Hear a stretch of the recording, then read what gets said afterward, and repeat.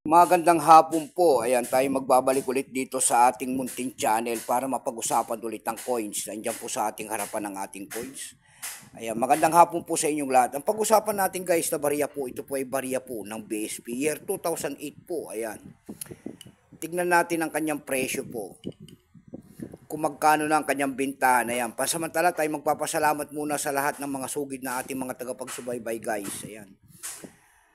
Ayan ang ating pag-usapan. Ang hinahanap natin dito sa year na ito, BSP po. Siya po si Andres Bonifacio. Pagkatalikod po, makikita nyo ang year 1993. And then Catwheel. Ayan, pabilog po, Catwheel yan.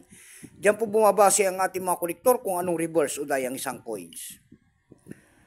Ayan, guys. Ayan. Ang years dito ay mula 1995 hanggang 2017 po. Ayan, maganda po kung buo, naka-frame sana. Pero ang hinahanap natin year 2005. Tingnan natin ito kung magkano ng kanyang bintahan. Ayan, composition niya kung ano materialis ang ginamit sa coins na yan. Yan po ay nickel plated steel na mamagnet po. Kung tawagin po ito 2008 bold letters. Ayan, bold letters po, frosted. Wala siyang appraisal price guys. Wala pang presyo yung mga ganyang coins doon sa ating numista.com. Ayan, wala maibigay na presyo ng ating ginoong numista.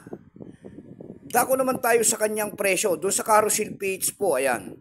Sa carousel page po, mayroon tayo nakita nagbebenta nito ng 500 pesos. Nasundan po yan ng 120 pesos. Yung pinakamababa po na bintahan doon ay nagkakahalaga po ng 100 pesos na.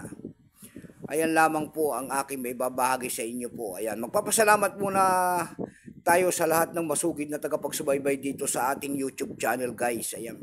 Baka gusto nyo ang ganitong mga topic po, baka pwede pakipindot sana ang ating subscribe button, like and share para ma-update ko naman kayo sa mga bago ko pang ilalabas na video guys. Hanggang dito na lamang po at magandang hapon po.